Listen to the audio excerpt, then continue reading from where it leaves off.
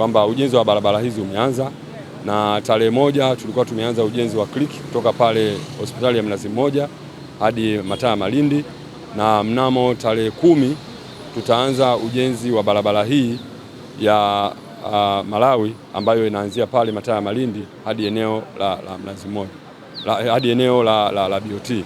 Sasa kama tunavyofahamu, barabara hii kuna uwepo wa mikoko, miti ya mikoko, lakini uwepo wa miti mingine muhimu kabisa, lakini pia kuna uwepo wa eneo la bwawa la ndege ambalo ni sehemu ya urithi wa Mji Mkongwe. Kwa hiyo tumekusanyika hapa kwanza kutoa taarifa kwa wananchi kwamba mnamo tarehe 10 mwezi huu wa 7 ujenzi wa barabara hii ya Malawi utaanza rasmi, lakini kama hiyo haitoshi, kama nilivyosema, pia kutakuwa na swala la ukataji wa miti. Kwa hiyo tunaomba wananchi wasipate taharuki watakapoona miti hii imeanza kukatwa hapa katika barabara hii ya Malawi. Ni kwa sababu hizo za kimaendeleo na za ujenzi ambazo zitakuwa zinafanyika, kwamba ujenzi unaendelea vizuri kama ambavyo mmeona. Kwa sasa barabara yote ya click au darajani kuanzia pale Mnazi Mmoja hadi Malindi imeshafumuliwa na tayari wakandarasi wako kwenye hatua ya kuweka zile layers kwa ajili ya kuja kuweka lami. Kwa hiyo wako kwenye hatua nzuri, na kama tulivyosema, tarehe 10 mwezi huu wa 7 wataanza kufumua barabara hii ya Malawi. Labda jambo moja tu la muhimu ni kuendelea kuwashukuru wananchi kwanza kwa kule eneo la barabara ya darajani, magari yanatembea vizuri, hakuna usumbufu wote. Tunawashukuru sana wananchi kwa uelewa wao, na tunaomba pia watuelewe tutakapoanza kufumua barabara hii ya Malawi, tutatoa mpango wa namna ya magari kupita. Tunategemea ushirikiano mkubwa na watusamehe kwa usumbufu wote ambao utajitokeza. Kwa sababu mimi nitoe shukurani hasa kwa watu wa mradi huu kwa kufanya jambo hili kwa mashirikiano makubwa, na kama tungekuwa tunafanya hivi, basi mji wetu barabara zingekuwepo na miti ingepungua sana, kwa sababu miti ni moja katika mambo ya pambo la mji. Kwa kweli hapa tumeshirikiana from the beginning, tokea mwanzo. Tumetayarisha mpango wa kuondoa hii miti, na pamoja na kuwa miti ipo mingi ya mikoko hapa, lakini itakaondoka ni miti 116 tu, kwa sababu tumeshirikiana mapema, tumepanga vizuri, tukawa tumekubaliana. Na pamoja na hivyo mradi umekubali maelekezo yetu ya kuweza kukompensate au kufidia hili swala la mikoko inaondoka hapa kwenye maeneo mengine.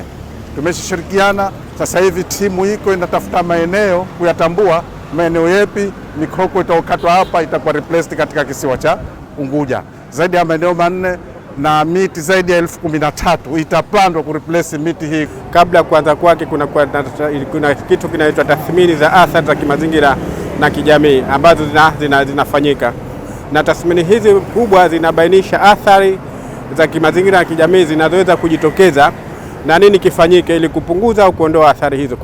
Kwa hivyo kwenye barabara hii tathmini hiyo ilifanyika, na miongoni mwa mambo ambayo yalibainika kwa taathirika ni mikoko hii ambayo tunaiona, na idadi yao kama ilivyosemwa ni 116. Kwa hivyo tukajiuliza nini kifanyike. La mwanzo ni kuwa hatukuwa na uwezo wa kuikinga isiondolewe kwa sababu umuhimu wa barabara ambayo inakusudiwa kujengwa hii, na kwa maana tukajiuliza sasa kifanyike nini ili kupunguza hizo athari, na tukajua kuwa basi baadhi ya mikoko ibakie, lakini baadaye kuwe na upandaji wa mikoko.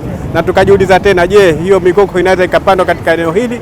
Na tukaona kuwa haiwezi kupandwa katika eneo hili, na ndio maana tukachagua eneo nje ya eneo hili ili ku replace ile miti ambayo itakatwa hapa. Kwa hivyo best option ambayo ilionekana ni hiyo, kuondoa miti 116 ili kupunguza hizo athari zinazoweza kujitokeza, lakini sasa replacement yake au ushushaji miti mingine maana yake utafanyika nje ya eneo hilo. Kwa hivyo hiyo ndo best option ambayo tathmini au ripoti ya kimazingira ya kitaalamu iliyobainisha, na wenzetu wa watekelezaji wa mradi wamekubali hilo, na bahati nzuri wamekubali kuongeza idadi kubwa zaidi ya miti ambayo itakatwa katika eneo hili.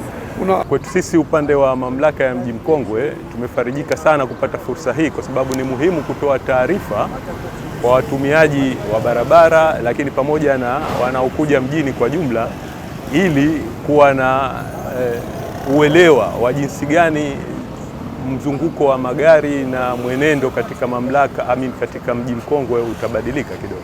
Kama tunavyoelewa, Mji Mkongwe ni kitovu cha biashara zetu zote, ofisi za serikali zipo, lakini na mambo mengi yanayoendelea kitaifa yako eneo hili. Kwa hiyo tunatakiwa tuwe tuna mazingatio jinsi gani tutadhibiti mwenendo huu ili tusisababishe msongamano, hasa kulingana na kwamba inakutana na ujenzi wa barabara nyingine zilizopo katika miradi mingine. Kwa mfano, upande wa mamlaka ya Mji Mkongwe tuna mradi ambao tunafanya pamoja na wizara hii ya miundombinu utakaohusisha mzunguko, yani mobility katika eneo la Mji Mkongwe kwa ndani. Sasa hii hapa inaanza tarehe 10, lakini hiyo inatarajiwa kuanza tarehe 15. Itakapoanza hii itaanzia maeneo ya Vuga pale na mzunguko wake utakwenda mpaka Shangani hadi utazunguka mpaka maeneo ya Tembo Hotel na Forodhani.